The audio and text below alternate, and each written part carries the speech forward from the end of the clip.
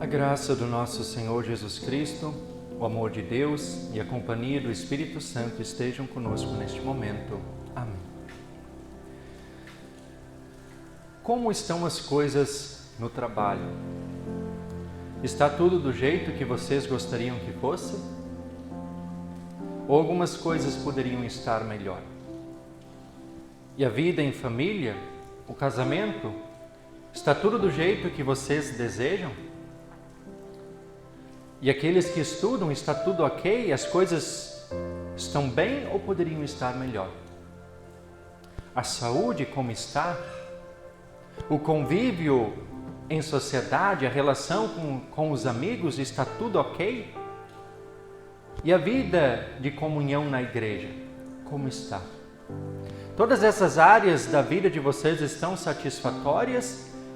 Elas estão do jeito que vocês gostariam que fosse? Ou quem sabe algo poderia estar melhor? Ser um pouco diferente do que está? Talvez em uma ou outra área da vida de vocês esteja tudo se encaixando, mas acredito que estar plenamente satisfeito com tudo é algo meio difícil.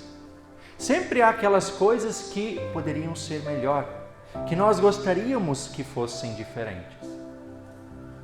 E isso é algo natural do ser humano. Mas a verdade é que nem sempre as coisas são do jeito que gostaríamos que fossem. De certa forma, é isso que Jesus quer nos mostrar através da parábola do joio e do trigo. Assim como em nossa vida, também no reino de Deus, nem sempre as coisas são como gostaríamos que fossem. Jesus havia iniciado o seu ministério e anunciava as boas novas do reino, de uma maneira que todos tivessem acesso, desde as pessoas mais humildes e simples até as pessoas mais importantes e instruídas, como por exemplo os fariseus e os mestres da lei. E desde o início o ensino de Jesus ele foi acompanhado de curas e de milagres. Jesus também acolhia aquelas pessoas que geralmente eram desprezadas pelos religiosos da época. E bem sabemos o que acontece quando uma pessoa começa a se destacar por sua generosidade, por sua sabedoria. Há sem dúvida muitos aspectos positivos. Tal pessoa certamente contribuirá para o bem da sociedade, principalmente para o bem daqueles que estão mais próximos. Mas nem tudo são rosas, porque sempre haverá interesseiros, sempre haverá invejosos, sempre haverá gente querendo se aproveitar, gente querendo puxar o tapete. E foi mais ou menos isso que aconteceu com Jesus. Sua generosidade e seus sábios ensinamentos trouxeram excelentes resultados. Foram muitas as pessoas que creram em Jesus e que tiveram as suas vidas transformadas pelo Evangelho.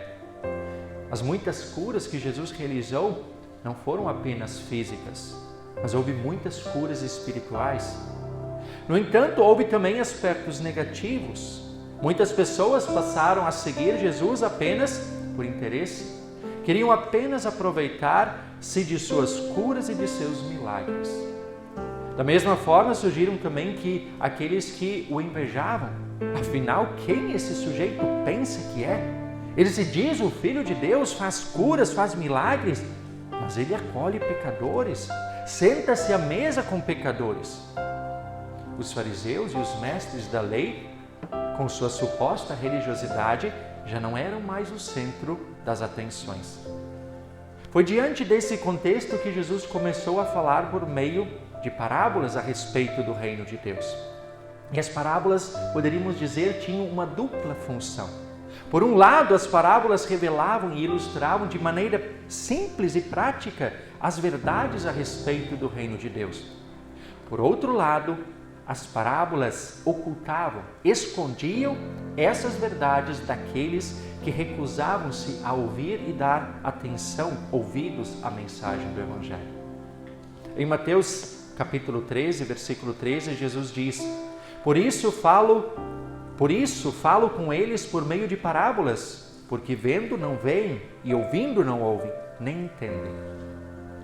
Com essas palavras, Jesus ele escancara a cegueira e a surdez espiritual de muitos daqueles que o acompanhavam. desde aqueles que o desprezavam e rejeitavam, bem como aqueles que o buscavam apenas por interesses pessoais. O Messias prometido desde o Antigo Testamento, aquele que viria resgatar o povo da escravidão do pecado, estava ali, diante dos olhos deles. Mas muitos não o estavam vendo, muitos não o estavam ouvindo quando falava. Muitos esperavam um libertador político que conduzisse uma rebelião contra o Império Romano. Alguns viam nele uma oportunidade apenas para livrar-se de seus males terrenos e físicos. Outros viam em Jesus uma verdadeira ameaça. Definitivamente, para muitos na época, o Messias Jesus Cristo não era exatamente como eles gostariam que fosse. É assim que, por meio da parábola do joio e do trigo, Jesus ensina aos seus seguidores que o reino de Deus pode também não ser exatamente como eles gostariam que fosse. Jesus ensina que os filhos do reino e os seus inimigos, eles podem ser quase indistinguíveis, como o trigo e o joio. Duas plantas muito parecidas, quase que iguais, mas totalmente diferentes. O joio é uma erva daninha. Não serve para nada, só atrapalha, enquanto o trigo é um alimento e sacia a fome de muitas pessoas. Quando o joio cresce em meio ao trigo, suas raízes se entrelaçam. Arrancá-lo durante o crescimento da plantação certamente comprometeria muitos pés de trigo. Por isso, é melhor deixar que as duas plantas cresçam juntas e fazer a separação apenas na colheita. A mesma coisa acontece no reino de Deus. Os que creem sempre terão que conviver com os descrentes. É necessário que seja assim, até porque nenhum de nós, nenhum ser humano sabe realmente quem crê e quem não crê. Deus apenas sabe disso. E o julgamento é dele, não é nosso. No fim dos tempos, o próprio Deus ordenará a seus anjos para que façam a separação. Os que creem para a vida eterna e os que não creem para a condenação eterna. Antes que chegue esse dia, teremos que conviver. Crentes e descrentes continuarão convivendo uns com os outros. Jesus ainda hoje é aquele que semeia a boa semente da palavra. Todos aqueles que ouvem e acolhem o Evangelho também se tornam boas sementes para o mundo. São como o trigo que nutre e alimenta as pessoas. Mas desde a entrada do pecado do mundo, a natureza humana oferece resistência à voz de Deus. O Evangelho sempre terá opositores, sempre haverá pessoas que não darão ouvidos à voz de Jesus, que distorcem as suas palavras, que procuram apenas interesses pessoais, benefícios próprios, que tentam derrubar aqueles que estão na fé. Sempre existirão discordâncias teológicas, falsos ensinamentos, conflitos, tensões, perseguições, injustiças, dificuldades. Enfim, sempre haverá joio em meio ao trigo. Assim será o reino de Deus enquanto esse mundo existir. Nós jamais teremos um reino perfeito aqui na terra. A perfeição acontecerá somente na eternidade. Mas isso de certa forma nos incomoda, não é? Afinal, nós gostamos das coisas do nosso jeito. E nesse caso, como seria bom se nós tivéssemos o reino de Deus purificado, livre de todo joio? Talvez não perfeito, mas no mínimo irrepreensível, elogiável. Gostaríamos que a igreja impactasse a sociedade. Desejamos o poder para combater a imoralidade, a maldade, a injustiça. Nos perguntamos por que o cristianismo parece não ter influência no mundo atual. Nos indignamos quando vemos falsos pastores prometendo o que Deus nunca prometeu. Diante de tudo isso, nosso desejo muitas vezes é arrancar o joio, é queimá-lo de uma vez por todas. Muitas vezes gostaríamos de eliminar tudo aquilo e todos aqueles que parecem atrapalhar e comprometer a boa imagem e o crescimento da igreja. O problema é que ao pensarmos dessa maneira, poderemos estar comprometendo vários pés de trigo. O fato é que não cabe a nós separar joio do trigo. Só Deus sabe quem crê e não crê. Até o maior descrente poderá vir a crer, como foi o caso do apóstolo Paulo, que perseguia cristãos e se tornou o maior dos apóstolos de Jesus. Temos muitos exemplos de incrédulos que foram convertidos.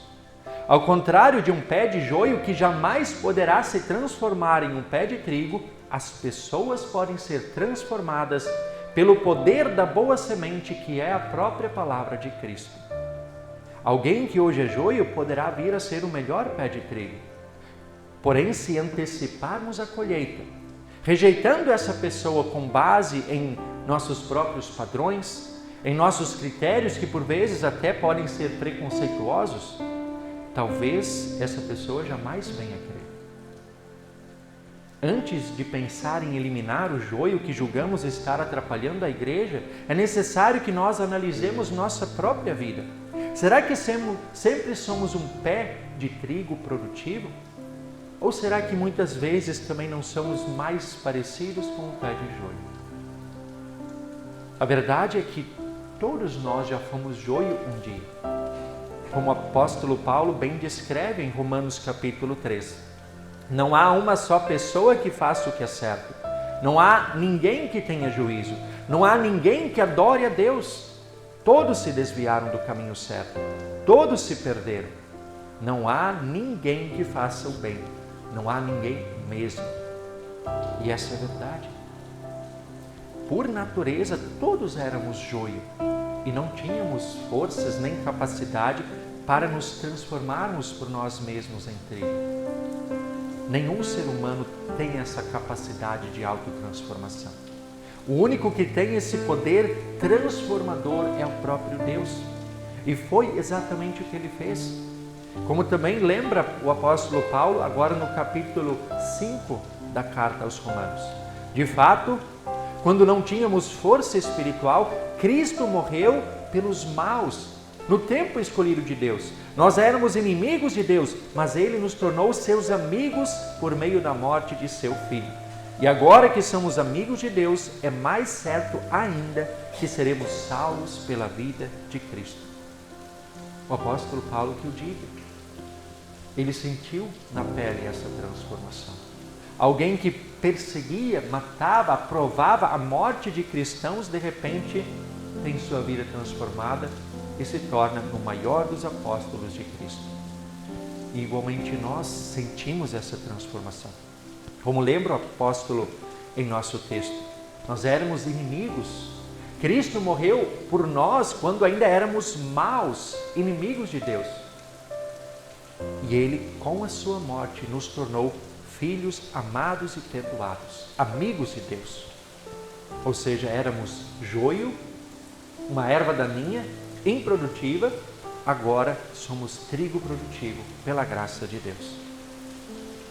Que bom que as coisas nem sempre são como gostaríamos que fossem. Que maravilha que elas são do jeito que Deus quer que sejam. Deus sabe o que é melhor para cada um de nós. Deus sabe o que é melhor para a humanidade. Deus sabe o que é melhor para o seu reino, para a sua amada igreja. Graças a Deus nós temos hoje o perdão dos pecados e a garantia da salvação. E esse é o desejo de Deus também para com todos aqueles que ainda estão afastados dele. Deus é amoroso, Deus é paciente e a sua vontade é acolher e perdoar a todos através de Jesus Cristo. Como filhos amados e perdoados por Deus, nós temos a oportunidade, nós temos o privilégio de compartilhar esse amor também com outras pessoas, aqueles que ainda não creem. Podemos ser agentes da transformação de Deus, fazendo com que aqueles que ainda são joio conheçam a Jesus e o seu poder transformador. Que possamos amar indistintamente, assim como também Deus nos ama, deixando o joio crescer em nosso meio, na esperança de que um dia, através do contato com a palavra, através do nosso testemunho, eles também sejam transformados em trigo produtivo. Essa é a vontade de Deus, que muitos sejam salvos e que produzam frutos em abundância. É interessante que numa lavoura de trigo, os pés ficam muito próximos. Cada caule individual, ele se sustenta e apoia no outro. E assim isso impede que a plantação inteira caia quando vierem ventos e chuva, quando vier a tempestade. E assim é também a igreja. Quando vierem as dificuldades e as adversidades, os cristãos podem se apoiar e se sustentar uns nos outros. Uma lavoura de trigo, ela precisa de chuva, ela precisa do sol para que possa crescer, se desenvolver e produzir frutos. E assim também é a igreja. Ela é regada e aquecida pelos meios da graça. A palavra de Deus, o batismo e a Santa Ceia. Esses são os meios da graça pelos quais Deus rega, como essa chuva rega a terra. É assim que Deus rega a vida dos seus filhos, dos cristãos da sua amada igreja. É assim que Ele nos mantém firmados na fé verdadeira em seu Filho, Jesus Cristo. Esses são os meios que Ele nos oferece de maneira tão abundante que continuam nutrindo e alimentando a nossa fé, para que possamos produzir mais e mais frutos. E se em nossa vida nem sempre as coisas são como nós gostaríamos que fossem, o nosso conforto é saber que tudo está sob o controle de Deus. Mesmo aquilo que parece estar fora do nosso controle, Ele tem tudo sob controle. Deus nos conduz amorosamente em meio às adversidades. Deus dá sentido, dá rumo à nossa vida, mesmo que nem tudo esteja do jeito que gostaríamos. É dessa forma que Deus administra e conduz o seu reino neste mundo, por mais estranho ou insignificante que às vezes possa parecer. Deus continua agindo de maneira viva e eficaz através da sua palavra, através dos sacramentos, perdoando pecados, transformando vidas e valores. Deus se utiliza de mim e de cada um de vocês para servir e amar ao próximo. E através do nosso testemunho levar cada vez mais pessoas ao conhecimento do perdão, da palavra transformadora de Cristo. Assim será até o dia em que Cristo voltar, quando todos nós, os que cremos, seremos conduzidos para o lar celestial, novo céu e a nova terra, onde ali sim haverá alegria e perfeição por toda a eternidade. Amém.